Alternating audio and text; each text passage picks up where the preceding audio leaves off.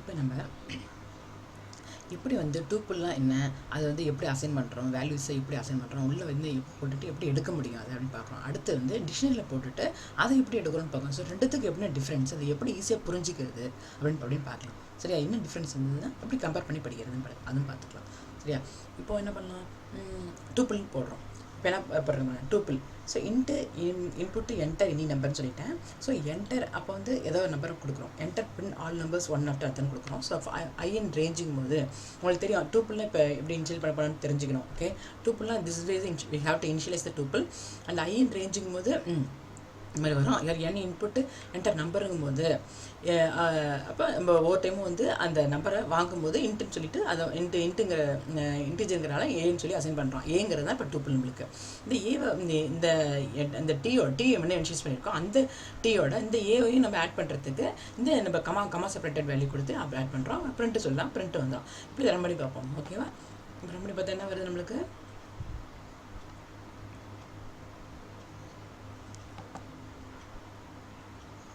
கீழே பாருங்கள்.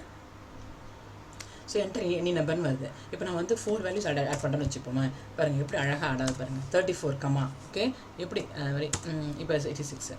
ஸோ எப்படி அழகாக இது ஆட் ஆகுதுன்னு பாருங்களேன். So this is the way we can add the elements and retrieve. இப்போ பார்த்தா அவுட்புட் டெஸ்ட் இப்போ டூப்புளோட எலிமெண்ட்ஸ் நம்மளால் இப்படி எடுக்க முடியும். ஸோ அந்த நடுவில் அந்த ஃபார் லூப்பில் உள்ள அந்த நடுவில் உள்ள அந்த வேல்யூஸ் கொடுத்த ஒன்று அதுதான் வந்து அந்த டூப்பில் ஸ்டோர் பண்ணி நம்ம எடுத்துகிட்டு வர வைக்கிது. ஸோ அதே சேம் டைம் இங்கே பாருங்கள் டிக்ஷனரி போட்டிருக்கேன் பாருங்கள். டிக்ஷனரியில் இது பாருங்கள், இதே என்ன பண்ணியிருக்கேன், ஒரு சிம்பிளாக ஒரு எம்ப்ளாயியை ஒரு டிக்ஷனரியாக வச்சுருக்கேன். ஸோ அது வந்து நம்பர் ஆஃப் என்ட்ரிஸ் வாங்குகிறோம். இத்தனை நம்பர் ஆஃப் என்ட்ரிஸ் ஒரு இத்தனை number of values employees values பார்க்குறோமோ அது வந்து போட்டிருக்கேன்.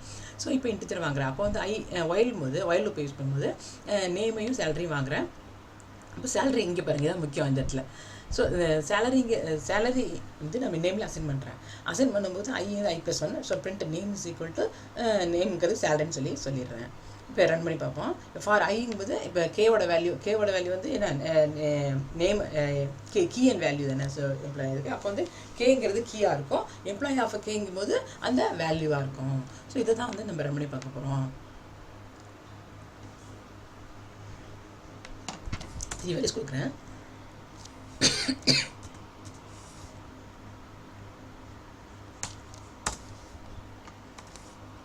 Name of employee. ஸோ நான் ஒரு இது அறிவு அப்படின்னு வச்சுக்கிறேன்.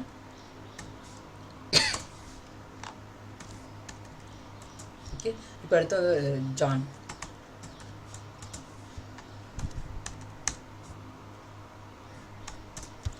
ஜானத்தன்.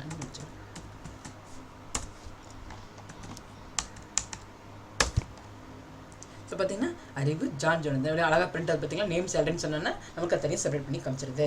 இப்படி தான் வந்து நம்ம இதோட வேல்யூ இப்போ உங்களுக்கு ஈஸியாக புரியுது இல்லையா, டிஃப்ரென்ஸ் பிட்வீன் டூப்புள் அண்ட் டிக்ஷனரி.